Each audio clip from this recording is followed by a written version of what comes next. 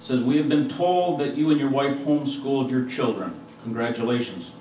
We also heard that you want to change our present school system. Would you like to tell us what your plans are? Mr. Ike?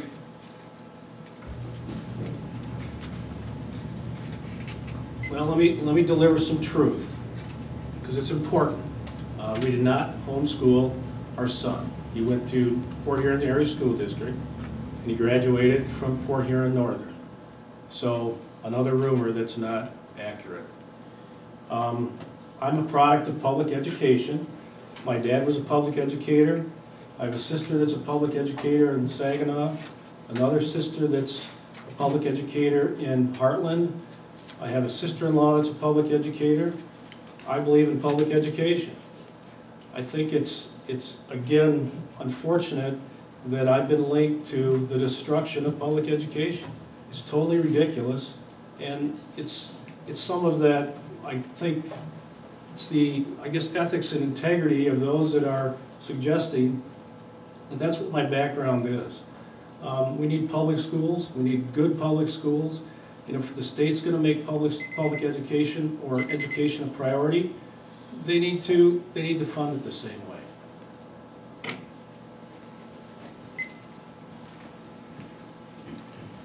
Representative, would you like to respond?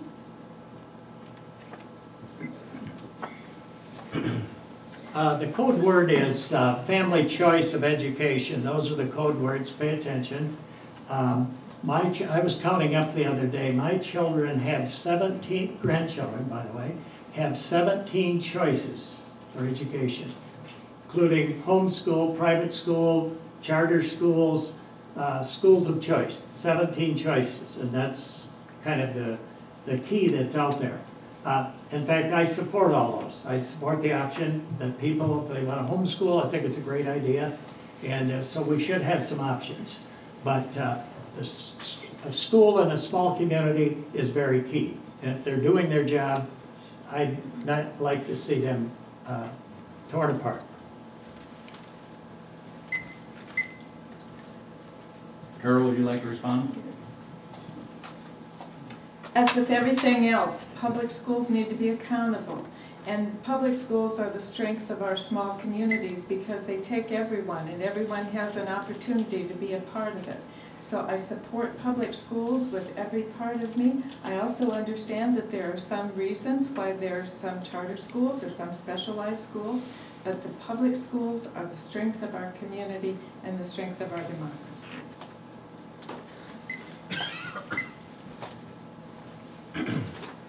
Our next question for the candidates. My child will soon be able to attend preschool. My husband and I are both working, but we have both received hour and pay cuts. We don't make enough money to pay for a private preschool, and unfortunately our family does not qualify for the Great Start Readiness preschool program either. Do you feel that state and or federal funds should be used to subsidize the cost of preschool? Representative Muxlow? I think we covered that topic somewhat prior. I think the beginning of a child's career is most critical, and the whole idea that the governor put in his plan is let's get the whole state operating better economically, and at that time we will be able to disperse money into all these programs. I'm all in. Putting money into education. I've made some tough votes in Lansing, extremely tough votes, and I've made some tough votes against schools as well. But I think wherever we can support programs, early childhood, helping parents as we have with child care, I'm okay with that.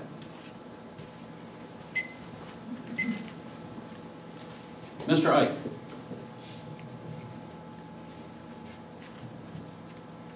I think we have to be careful in this economy to continue to expand government. If we keep broadening the services that we provide, we're going to run out of money. We can't do everything. I understand this question about two people working, trying to provide care for their children, but at the same time, we have limited resources in government. We can't keep asking people to pay more for services. And we get to a point where government's going to be in every part of our life, and I don't think we want that. I think we want to have less government. So I would be very cautious and very concerned about expanding more federal subsidies really in any area of government at this point.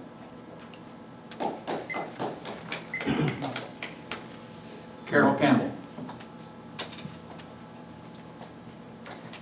Having worked in the inner city in Detroit in some situations that were really tough, I think that one of the things I would really like to look at, if we had an opportunity to do so, would be the areas where children come into the school situation with the greatest need. Because some of the children, when my oldest son went into kindergarten, he knew his multiplication tables through 12 because I'd been trying to teach his older brother. But there's a great variety, there's a great distance between people, and so I would like to see there be some opportunity in disadvantaged areas where children haven't had the opportunities that many of our children, most of our homes would have had. Our next question for the candidates. School enrollment continues to decline within Sanilac County, and it's often suggested that it's a result of declining job opportunities. What do you believe could be done to help reverse the trend? Representative Muxlow? Well, we've been working on that for the last 19 months. It all goes back to the governor's plan, and I'm all in. And that's improved the economy, and that's true. The declining enrollment has really hurt each of our little schools, and I don't think there's any one of them that hasn't lost population. And we pay schools based on the head count, and so trying to improve the economy and bringing jobs back here, that's the #1 priority, and that's been 19 months' work. State does look better today.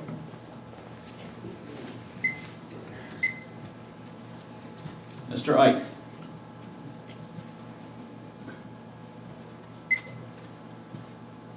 I certainly believe that if we improve the economy and created jobs, a lot of these problems would go away. We wouldn't have the issues that we have today. Government can only do so much, though, when it comes to creating jobs. By reducing some of the restrictions and regulations, there'll be an opportunity for that. But one of the things we have to keep in mind is that politically we shouldn't take credit for job creation. It's up to the business owner to determine whether or not he needs to add to his staff. It's not up to government. Now, I did have one job that was offered to me recently by my opponent. Back in May, he offered me a job if I was to get out of the race. So I know he believes in job creation, but that's not necessarily the type of job that I thought I'd run into running for state representative.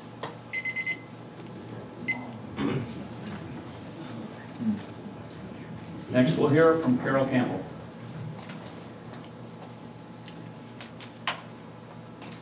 When I've traveled around, within what I hear always from people is their concerns about the disappearing middle class. And we have to recognize that we have been in a period where there has been a period of economic decline such as no one in this room probably ever has seen before. And so some of the things that we need to do to work together so that we can make a climate that will be conducive not only for business, but so that people can live. And this means that we would be a good idea to take some look at the revenue side as well as the expenditure side of state budgets.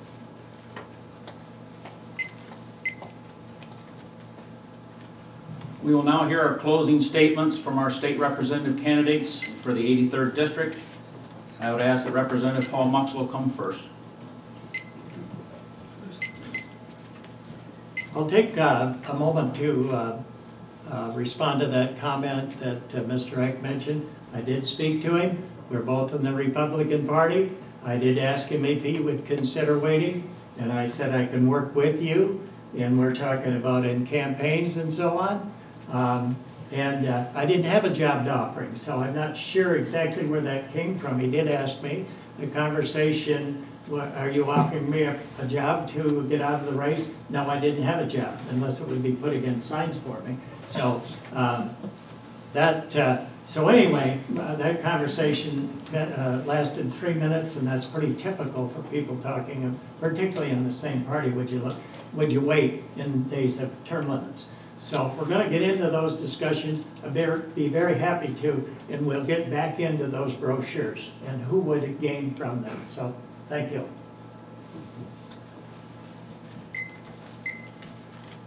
Mr. Ike.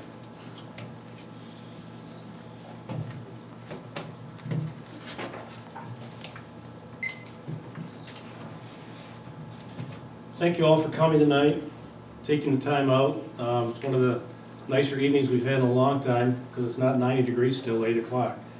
The Republican primary of August 7th is a critical vote. The choice is simple. You can vote for a career politician or you can vote for a career public servant.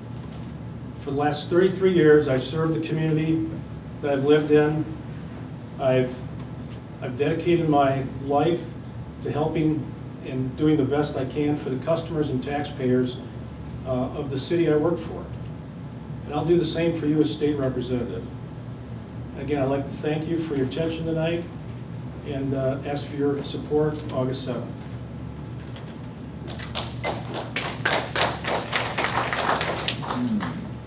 Next, we'll hear from Carol Campbell. If I were to say what the kinds of job situations and what I've done through my life, it's been that I've been a problem solver. And so I believe that that's something, a skill that's really needed and somebody to really look at things. The other thing that I would pledge to do is that I would be doing impact studies to know how would this affect the business community? How would this affect people at the middle class? How would this affect people who are struggling to get into the middle class and need opportunities? And then the other part of the thing that I would say is that I believe that some of the situations and some of the decisions that have been made in Lansing, particularly recently, involving women, I don't think would have been made had there been more women to vote on those issues. So I believe that a woman is needed to clean the house.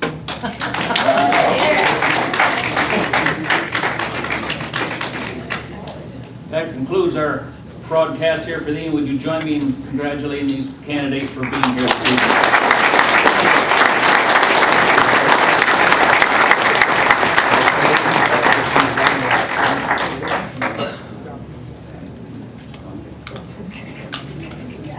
We thank you folks for being here also. Appreciate it.